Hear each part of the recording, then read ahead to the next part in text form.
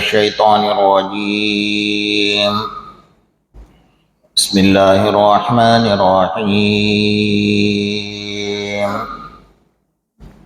إن الذين جاءوا بالإفك عصبة منكم لا تحسبوه شرا لكم بل هو خير لكم لكل امرئ منهم ما اكتسب من الإثم والذي تولى كبره منهم له عذاب عظيم. لولا إذ سمعتموه ظن المؤمنون والمؤمنات بأنفسهم خيرا وقالوا هذا إفك مبين. لولا جاءوا عليه بأربعة شهداء فإذ لم يأتوا بالشهداء فأولئك عند الله هم الكاذبون. صدق اللہ المولانا العظیم.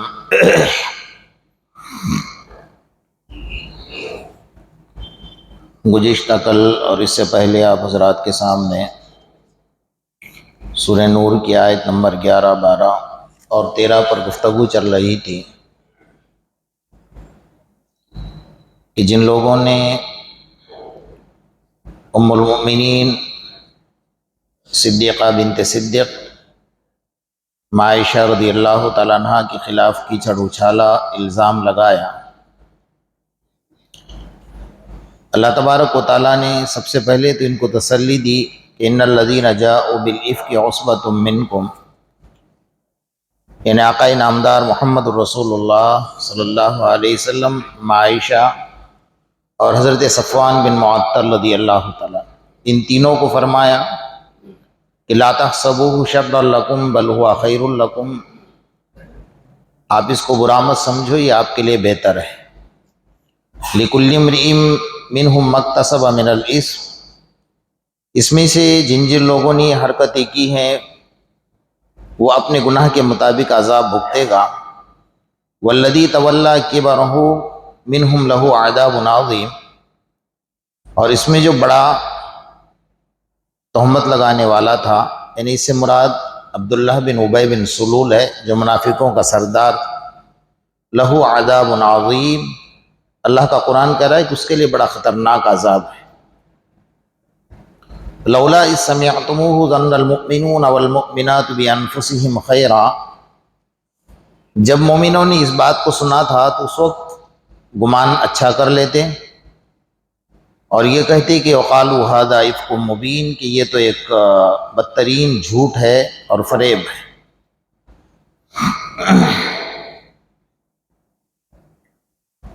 سب سے پہلے یہاں یہ سمجھنے کی بات ہے کہ اللہ تبارک و تعالیٰ نے کل کائنات کو ایک باپ سے اور ایک ماں سے پیدا کیا ہے. حضرت آدم علیہ السلام اور ماں حوا علیہ السلام. جب ایک انسان دوسرے انسان پر انگلی اٹھاتا ہے تو اس کو یہ سمجھ لینا چاہیے کہ وہ اپنی ذات پر انگلی اٹھا رہا ہے، کسی اور پر نہیں اٹھا رہا ہے، کیونکہ اللہ نے سب کو ایک سے پیدا کیا ہے. جب ایک ہوتا ہے تو ایک ہی ہے، تو کسی اور پر انگلی اٹھانا گویا اپنی ذات پر انگلی اٹھانا ہے. اور مرد مومن کو جو حسن ظن کا سبق سکھایا کہ ہر ایک سے اچھا گمان رکھو، جب غیروں سے اچھا گمان رکھنے کا حکم ہے تو اپنوں سے تو غلط گمان رکھنے کا سوال ہی پیدا نہیں ہوتا. اسلام نے جو اتنی کڑی سزا رکھی ہے نا کہ کسی شخص نے کسی کو غلط حرکت کرتے ہوئے دیکھ لیا، حتیٰ کہ اپنی بیوی کو شوہر نے دیکھ لیا، تو ایک تھوڑا موٹی عقل یہ کہتی ہے نا کہ بھئی میں نے تو میرے آنکھوں سے دیکھا ہے، کہ میں تو جھوٹا نہیں ہوں نا. آدمی کی عقل یہ کہتی ہے نا کہ میں تو میرے آنکھوں سے دیکھ چکا ہوں، لیکن میں تو جھوٹا نہیں ہوں، میں تو سچا ہوں، پھر مجھے 4 گواہ کی ضرورت کیا ہے. یہ بات موٹی ہے، سمجھنے کی بات ہے، کسی کے عقل میں یہ بات آ سکتی ہے. اسلام کے اصول کے نظر میں وہ آدمی جھوٹا ہے. لیکن اسلام نے ایک اصول بتایا کہ جب تک 4 آدمی کی گواہی نہیں ہوگی آپ کی بات نہیں مانی جائے گی. اس کا مطلب وہ اسلام کے دائرے میں کیا ہو گیا؟ جھوٹا ہو گیا نا.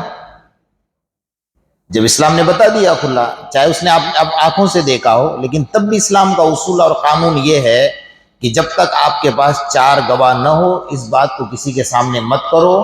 اس کا مطلب یہ ہے کہ اللہ تبارک و تعالیٰ خود ہی بات کو چھپانا چاہتے ہیں. سمجھ رہے ہیں اس بات کو؟ اللہ خود ہی کیا کرنا چاہتے ہیں؟ عیبوں پر پردہ ڈالنا چاہتے ہیں. جیسا حضرت موسیٰ علیہ السلام کے زمانے میں قحط سالی پڑی. حضرت موسیٰ علیہ السلام نے اپنے امت میں سے 40 ایسے لوگ چننے جو ان کی نظر میں بڑے نیک تھے. کہا چلو ہم پہاڑی پر چلتے ہیں، کوہ طور پر چلتے ہیں، اللہ سے دعا کرتے ہیں. ان 40 لوگوں کو لے کر گئے جن کو حضرت موسیٰ علیہ السلام نیک سمجھتے تھے، اپنے امت کے نیک لوگوں میں. گئے اور پہاڑ کے اوپر بڑے عاجزی سے گڑ گڑا کر دعا کرنے لگے. جیسے دعا کے لیے ہاتھ اٹھے نا تو آسمان سے ابر آ گیا، جیسے ابھی بارش برسے گی. جیسے منہ پر ہاتھ پھیرے ابر غائب ہو گیا. دوسرے دن واپس گئے، پھر دعا کی اور دعا کرنے لگے تو ابر آیا، پھر غائب. تیسرے دن واپس گئے، تیسرے دن پھر دعا کی تو جیسے دعا کرنے تو ابر نے گھیر لیا. کہا کہ آج تو بارش ہو ہی جائے گی. حضرت موسیٰ علیہ السلام سوچ رہے، لیکن جیسے منہ پر ہاتھ پھیرا نا واپس ابر غائب. اب موسیٰ علیہ السلام آ گئے جلال میں. اللہ یہ کیا معاملہ ہے کہ ہم روزانہ آ رہے ہیں، دعا کر رہے ہیں اور آپ ابر بھی بھیج رہے ہیں اور وہ ابر کو واپس بلا رہے ہیں، تو یہ معاملہ کیا ہے؟ اللہ تعالیٰ نے کیا فرمایا؟ یہاں بہت نقطے کی اور پتے کی بات ہے، یہ اگر ہم سمجھ لیں نا ہماری زندگی سنور جائے گی. اللہ تعالیٰ نے فرمایا موسیٰ جن 40 لوگوں کو لے کر آپ میرے دربار میں آئے ہو نا، اس میں ایک آدمی ایسا ہے جو مسلمانوں کے بارے میں دل میں بدگمانی رکھتا ہے اور مسلمانوں کی غیبت کرتا ہے. یہ اتنا بدترین عمل ہے کہ اللہ تعالیٰ نبی کی دعا کو بھی رد کر رہا ہے. سمجھ رہے نا آپ اس بات؟ جبکہ نبی کی دعا رد نہیں ہوتی ہے، لیکن اتنا بدترین انسان ہو گیا، اس کا عمل ہو گیا کہ کسی کے بارے میں دل میں بدگمانی رکھنا یا غیبت کرنا، اللہ تعالیٰ اس کی دعا تو بہت دور کی بات، نبی کی دعا کو بھی رد فرما رہا ہے. تو موسیٰ علیہ السلام اور غصے میں، اللہ بتا کون ہے؟ حضرت موسیٰ علیہ السلام نے پہلے اعلان کیا بھئی ان 40 لوگوں میں سے کون آدمی ایسا ہے جو مسلمانوں کی غیبت کرتا ہے اور مسلمانوں کے بارے میں دل میں بدگمانی رکھتا ہے؟ فرمایا وہ بتا دے مجھے جلدی سے. اس کی وجہ سے اللہ پاک ہماری بھی دعا نہیں سن رہا ہے. ساری مخلوق پریشان ہے، زمین نے پانی سکھا دیا، آسمان نے پانی برسانا بند کر دیا، گھروں کے اناج ختم ہو گئے، جانور تڑپ رہے ہیں، بچے بلک رہے ہیں. تو ایک آدمی کی وجہ سے ہماری دعا اللہ سن نہیں رہا. کون ہے وہ؟ اب جو آدمی تھا نا وہ تھوڑی، اب اتنا بڑا مجمع بیٹھا ہے اعلان کرے تو تھوڑی بولے گا کہ میں ہوں. وہ تو موسیٰ علیہ السلام کے غصے کو سمجھتا ہی تھا. اس نے اندر اللہ سے کہہ دیا کھڑے کھڑے کہ اللہ میرا اور تیرا معاملہ معاف کر دے، آج کے بعد نہیں کروں گا. میرا اللہ کتنا کریم ہے، میرا اللہ کتنا کریم ہے. اس نے اندر کہہ دیا کہ اللہ میں آج کے بعد نہیں کروں گا، معاف کر دے. بس اتنا کہنا تھا کہ آسمان سے چھم چھم چھم چھم بارش برسنا شروع ہو گئی. حضرت موسیٰ علیہ السلام نے پھر سوال کیا اللہ یہ کیا معاملہ ہے؟ کہا اس کی میری صلح ہو گئی ہے. اللہ نے کیا فرمایا؟ اس کی اور میری کیا ہو گئی ہے؟ صلح ہو گئی ہے. تو اب موسیٰ علیہ السلام کو تھوڑا اندر سے کھلبلاہٹ تھی نا کہ کون ایسا بندہ ہے کہ اتنے جلدی اللہ سے اس نے صلح بھی کر لی ہے اور میرا اللہ تو مانتا ہی ہے. تو اللہ تعالیٰ نے پوچھا اللہ اب تو بتا دے وہ کون ہے، میں کچھ نہیں کروں گا بجے بتا دے. اب اللہ کیا فرما رہے ہیں؟ جو نقطے کی بات ہے نا وہ سن لیجئے. اللہ کو پورا حق ہے، ساری مخلوق اللہ کی پیدا کی ہوئی، اس کو پورا اختیار ہے، وہ قادر مطلق ہے. لیکن اللہ کیا فرما رہے ہیں کہ موسیٰ اگر میں بتاؤں گا تو یہ بھی غیبت ہو جائے گی. اللہ خود کیا فرما رہے ہیں؟ اگر میں بتاؤں گا تو یہ بھی غیبت ہو جائے گی. اسلام نے اتنا حسن ظن رکھا ہے نا، ظن المؤمن، یہاں جو قرآن نے فرمایا ظن المؤمنون والمؤمنات بانفسهم خیرا، کہ مومن کو مومن سے اچھا گمان رکھنا چاہیے. اچھا گمان رکھے گا تو تمہارے معاملے میں بھی اچھا ہوگا. برا گمان رکھو گے، بعض وقت ایسا بھی ہوتا ہے کہ ہمارے برا گمان رکھنے کی وجہ سے سامنے والا انسان بگڑ جاتا ہے، اس کا سارا عذاب ہمارے سر پر آتا ہے. آپ نے کبھی دیکھا ہوگا کہ ایک بندہ بگڑا ہوا ہے، اب جا کے سدھر گیا، اللہ نے ہدایت دی، نماز پڑھنے لگا، پہلے شراب پیتا تھا، جگار کھیلتا تھا، کلبوں میں بیٹھتا تھا. اب اللہ نے کچھ جماعت کے کام کی برکت سے یا کوئی اور طریقے سے اس کو ہدایت نصیب فرمائی، وہ مسجد میں بیٹھتا ہو گیا، نماز پڑھتا ہو گیا. ہم اس کو تانا دیں گے یہ آج کا نمازی ہے، یہ نوا نمازی ہے، یہ تو شراب پیتا تھا، یہ تو جوا کھیلتا تھا، یہ تو کلبوں میں بیٹھتا تھا. کہتا ہے نا مسلمان، اللہ نہ کرے تمہارے تانا دینے کی وجہ سے اگر وہ وہی راستے پر چلا جائے جو پہلے راستے پر تھا نا، اس کے سارے زندگی کے گناہ کا وبال آپ کے سر پر آئے گا. اس لیے انسان کو کیا کرنا چاہیے؟ کسی کے ساتھ بدگمانی ہرگز نہیں. اور دوسری بات جو یہاں پر فرمائی، وقالوا ھذا افک مبین، یہ تو ایک گھڑا ہوا جھوٹ تھا، بدترین قسم کا جھوٹ تھا. جیسے انہوں نے سنا تو مرد مومن کا کام کیا ہوتا ہے کہ جیسے سن لیا فوراً اپنے زبان سے کہا کہ بھائی بات غلط ہے، اس بات کو نہ میں سنوں گا نہ آپ اس کے بات کہو گے. اگر آپ خاموش نہیں ہوتے تو آپ کا مسئلہ ہے، آپ جانیے، لیکن میں اس بات کو سننے کے لیے بھی تیار نہیں ہوں. عام مومن کے بارے میں یہاں تو عائشہ رضی اللہ تعالیٰ عنہ ہے، کل کائنات کی ماں ہے، ان کے بارے میں یہ بات کہی جائے تو بندہ کوئی سن سکتا ہے، کوئی برداشت کر سکتا ہے؟ کوئی برداشت نہیں کرے گا نا. اس لیے تو حضرت عمر رضی اللہ تعالیٰ تلوار لے کر کھڑے ہو گئے تھے، یا رسول اللہ مجھے چھوٹ دے دیجئے، مجھے ڈھیل دیجئے، مجھ سے برداشت نہیں ہو رہا ہے. یہ ہو نہیں سکتا کہ ہمارے نبی اس زمین پر پریشان ہو اور عمر اس کو دیکھتا رہے، یہ ہو نہیں سکتا ہے. یہ اصل ایمان ہوتا ہے. جیسے حضرت ابوبکر صدیق رضی اللہ تعالیٰ عنہ، آپ صلی اللہ علیہ وسلم جب معراج سے تشریف لے آئے تو حضرت ابوبکر رضی اللہ تعالیٰ عنہ کو جا کر کچھ یہودیوں نے، مشرکین نے کہا کہ ابوبکر، اگر کوئی آدمی یہ کہے کہ میرا تو رات مکہ سے لے کر مسجد اقصیٰ آیا، مسجد اقصیٰ سے پھر میں آسمان پر گیا اور ساتوں آسمان کی سیر کی، اللہ سے ملا، جنت گیا، جہنم میں سارا منظر دیکھا، تمام انبیاء سے ملاقات کی، فرشتوں سے ملاقات کی، سارا منظر دیکھا اور میں راتوں رات واپس بھی آ گیا، یہ بات ماننے میں آتی ہے؟ حضرت ابوبکر نے اس وقت کیا جواب دیا؟ فرمایا اگر میرے نبی کہتے ہیں تو یقیناً ماننا پڑے گا. سمجھ رہے نا؟ اس میں ذرا برابر شک آ جائے نا بات کے اندر، اسلام کی کوئی بھی بات میں، حدیث اور قرآن کے معاملے میں ذرا برابر کوئی شک پیدا ہو جائے نا تو انسان ایمان سے باہر نکل جاتا ہے. جیسے ایک بہت بڑے محدث تھے، بخاری شریف پڑھاتے تھے. ایک حدیث ہے بخاری شریف کی، جیسے ہم لوگ نماز پڑھتے ہیں نا کہ امام سے پہلے کوئی بندہ سجدے میں جائے یا امام سے پہلے کوئی بندہ رکوع میں چلا جائے، حدیث ہے یحول اللہ شکلہ اے صورتہ، یعنی اللہ کے رسول صلی اللہ علیہ وسلم اندیشہ ظاہر فرما رہے ہیں کہ مجھے اندیشہ ہے اس بات کا کہ اللہ تعالیٰ اس کی شکل بدل نہ ڈالے. امام سے پہلے رکوع میں جانا، امام سے پہلے سجدے میں جانا. جیسے بعض لوگوں کی عادت ہوتی ہے کہ ان کو حکم دیا کہ جب قیام میں کھڑے رہو تو اپنی سجدے کی جائے، وہ امام کی طرف دیکھتے کب رکوع میں جائے گا، اور امام صاحب نے آخری آیت تھوڑی لمبی پڑھی نا تو لگتا ہے کہ آپ تو امام سے پہلے خود رکوع میں جائیں گے. اچھا اب رکوع کے بعد تو پتہ ہے کہ سجدے میں جانے والے ہیں، تو امام اگر تھوڑی دیر کھڑا ہے تو اس سے پہلے سجدے میں چلے گئے. تو اس میں وعید ہے کہ امام سے پہلے جو بندہ سجدے میں جاتا ہے یا رکوع میں جاتا ہے تو اللہ کے رسول نے فرمایا کہ اندیشہ ہے اس بات کا کہ اللہ اس کی شکل بدل ڈالے. اب وہ جو شیخ الحدیث تھے نا، وہ فرماتے ہیں کہ ایک دن یہ حدیث پڑھاتے پڑھاتے میرے دل میں یہ شک پیدا ہوا کہ اللہ تو بہت رحم کرنے والا ہے، لیکن ایسا کرے گا اللہ؟ انہوں نے کوئی شک شبہ نہیں کیا لیکن اللہ کی رحمت پر چلے گئے. لیکن میرے آقا کی زبان سے جملہ نکلا ہے، نکل گیا، بات ختم ہو گئی. تو اتنا سوچنا تھا کہ دوسرے دن جب وہ بخاری پڑھانے کے لیے آئے تو منہ کے اوپر پردہ ڈال کر آئے. پوری زندگی بخاری منہ پر پردہ ڈال کر پڑھایا. شاگردوں نے پوچھا کہ اللہ والے ہم نے آپ سے بخاری پڑھی لیکن آپ کا چہرہ تو نہیں دیکھا، کل قیامت کے میدان میں اللہ پوچھے گا تیرا استاذ کون ہے تو ہم کیسے پہچانیں گے؟ تو چیخ نکل گئی ان کی کہ بیٹا ایک نصیحت کرتا ہوں، یاد رکھ لینا، میں شکل تو نہیں دکھاؤں گا لیکن نصیحت یاد رکھ لینا، کبھی بھی حدیث اور قرآن کی بات پر شک مت کرنا، مجھے تھوڑا سا اندیشہ ہوا، اللہ نے اسی دن سے میری شکل بدل ڈالی اور میں دیکھنے کے لائق نہ رہا۔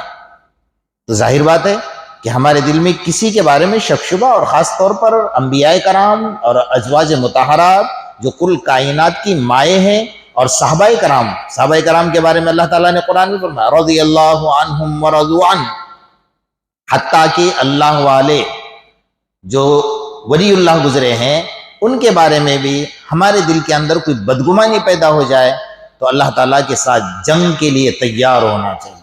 اللہ نے یہاں تک فرمایا، اللہ کے رسول صلی اللہ علیہ وسلم نے حدیث میں یہاں تک فرمایا من عاد لی ولیا فقد آذنتہ بالحرب، او کما قال علیہ، حدیث ہے جس نے میرے ولی سے دشمنی لی اور جس نے میرے ولی کے بارے میں دل میں بدگمانی پیدا کی، اس کو چاہیے کہ وہ اللہ کے ساتھ جنگ کے لیے تیار ہو جائے۔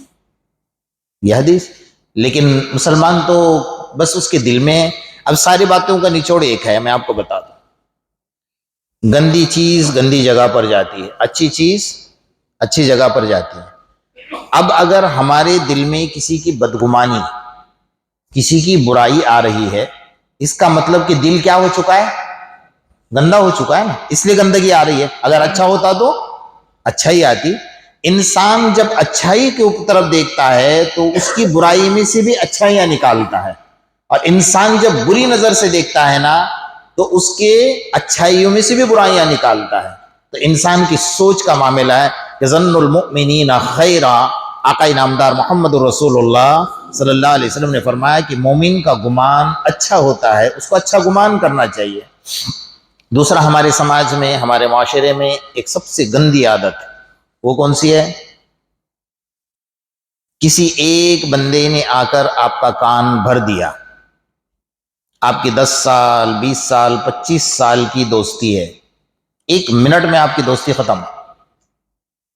اللہ نے جو اصول بنائے نا، قانون، اس پر عمل کرو۔ وَفِي أَنفُسِكُمْ أَفَلَا تُبْصِرُونَ، اللہ کا قرآن کہتا ہے کہ تم اپنے نفس کو دیکھو نا، اپنے جسم کو دیکھو، اس کو دیکھ کر تو عبرت حاصل کرو۔ میں نے جو تمہارے اعضاء بنائے نا، اللہ کو پہچاننے کے لیے اپنے اعضاء کو پہچان لو۔ اگر اللہ کو پہچاننا ہو نا، اپنے آپ کو پہچان لو۔ دیکھو، 2 کان اللہ نے 2 طرف رکھے ہیں۔ کسی انسان کو دیکھا ہے 2 کان ایک طرف ہیں اس کے؟ دیکھا آج تک آپ نے؟ نہیں دیکھا نا۔ اچھا، بیچ میں دماغ رکھا ہوا ہے۔ ایک کان اگر بیوی بھر رہی ہے رات میں تو دوسرا کان ماں باپ کے لیے خالی رکھا جائے۔ ایک کان اگر ایک دوست بھر رہا ہے تو دوسرے دوست کے لیے دوسرا کان کیا کرے؟ خالی رکھے۔ اس کی بات سن لے، کہا ٹھیک ہے کوئی بات نہیں، پہلے تو سننے کی ضرورت ہی نہیں اگر غلط بات کر رہا ہے، اور آپ کو لگتا ہے کہ بہت ہمدرد ہے اور مجھے کہہ رہا ہے تو ٹھیک ہے کوئی بات نہیں، میں سوچ کر جواب دوں گا۔ دوسرا کان دوسرے دوست کے لیے خالی رکھا جائے۔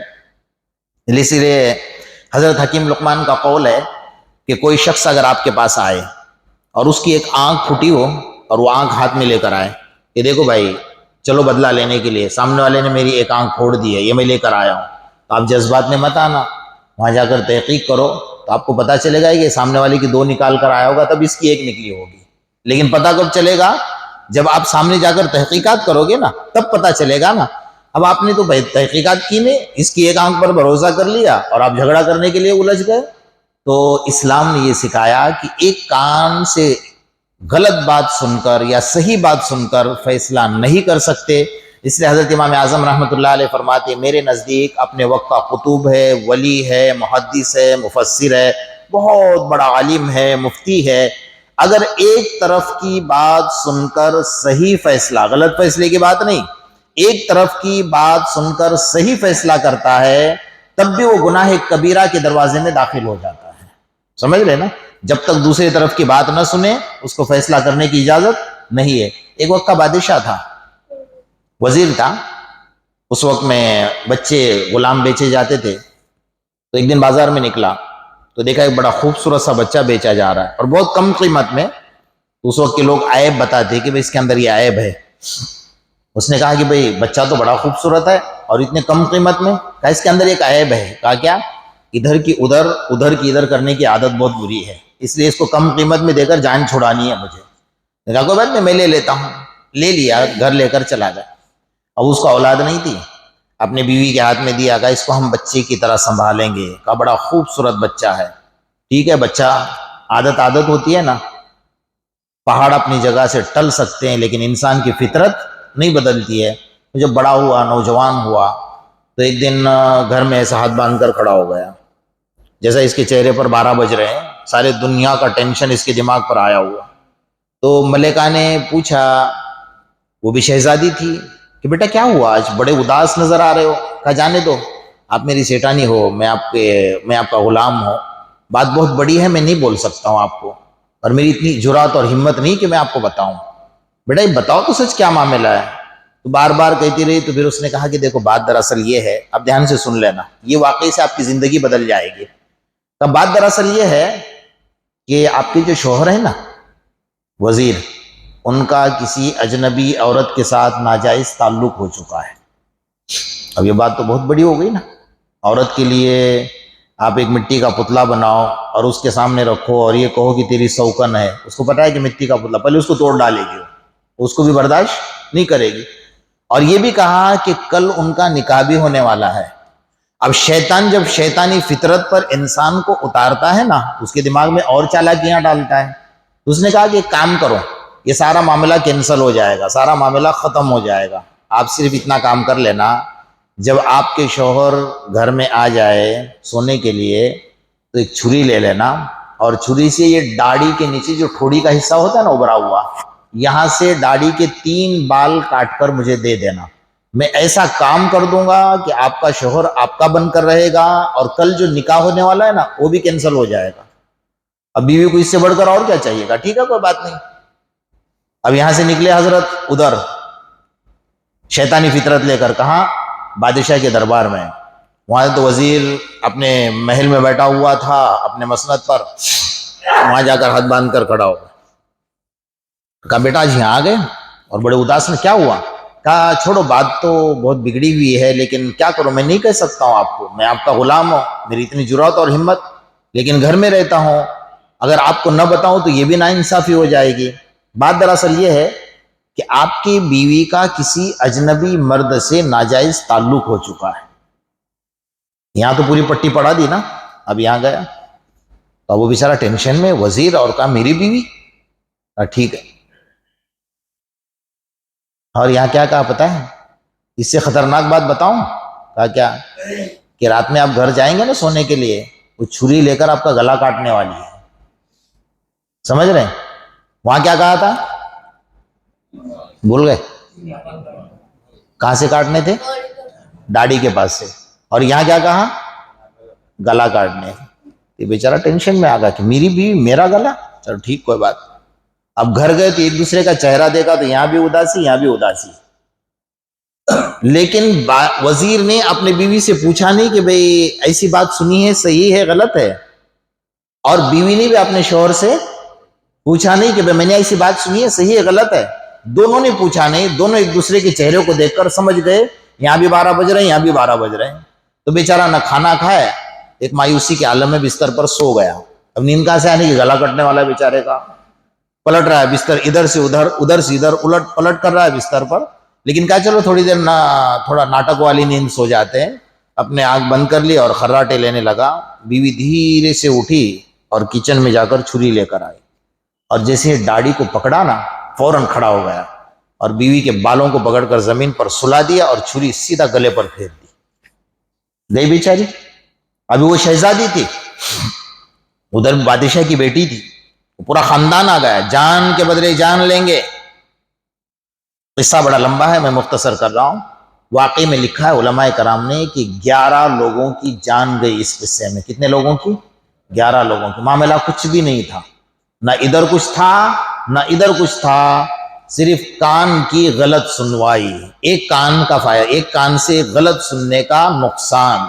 اس لیے علماء نے لکھا ہے کہ کبھی بھی کسی کی ایک طرفی بات، چاہے ولی کی شکل میں آ جائے، چاہے کسی بھی شکل میں، ہمدردی کی شکل میں آ جائے، کہا ٹھیک ہے کوئی بات نہیں، آپ کی بات سن لے، کام کیجئے، آپ کو اتنے میرے کان بھرنے کی خواہش ہے نا، آپ یہاں بیٹھے، میں اس کو بلاتا ہوں سامنے والے کو، وہ بھاگ جائے گا۔ سمجھ رہے ہیں نا؟ اس کا علاج سب سے بہتر یہی ہے کہ آپ یہاں بیٹھو، آپ اس کے بارے میں میرے پاس بول رہے ہو نا، اس کو میں بلاتا ہوں، یہیں بیٹھو، یا آپ اس وقت نہیں ہے میں بعد میں بلاؤں گا، لیکن آپ کو بھی بلاؤں گا۔ تو کیا کہے گا، یار کیوں دشمنی لگاتے ہو میرے بیچ میں؟ تو یہاں تو دشمنی لگانے آیا ہوا ہے نا، تو کون سا نیک کام کرنے آیا ہوا ہے؟ اس طریقے سے لوگ بھڑکاتے ہیں، بہکاتے ہیں، اور ساری زندگیاں تباہ برباد ہوتی ہے، سماج برباد ہوتا ہے۔ اس لیے اللہ تعالیٰ نے جو انسان کے بدن میں اعضا رکھے ہیں نا، اس کا صحیح فائدہ اٹھاؤ، اس کا غلط فائدہ مت اٹھاؤ۔ اور خاص طور پر انبیاء کرام، ازواج مطہرات، صحابہ کرام، اللہ کے جتنے ولی گزرے ہیں دنیا سے، ان کے بارے میں کوئی غلط بات اگر ہمارے سامنے کرتا ہے نا، سب سے پہلے ہمیں برداشت ہی نہیں ہونا چاہیے۔ ہمارا ایمان یہ کہتا ہے، ہمارا ضمیر یہ کہتا ہے، ہمیں برداشت نہیں ہونا چاہیے۔ اللہ تبارک و تعالی ہمارے دلوں میں حسن ظن پیدا فرمائے اور برے گمان سے اللہ پاک ہماری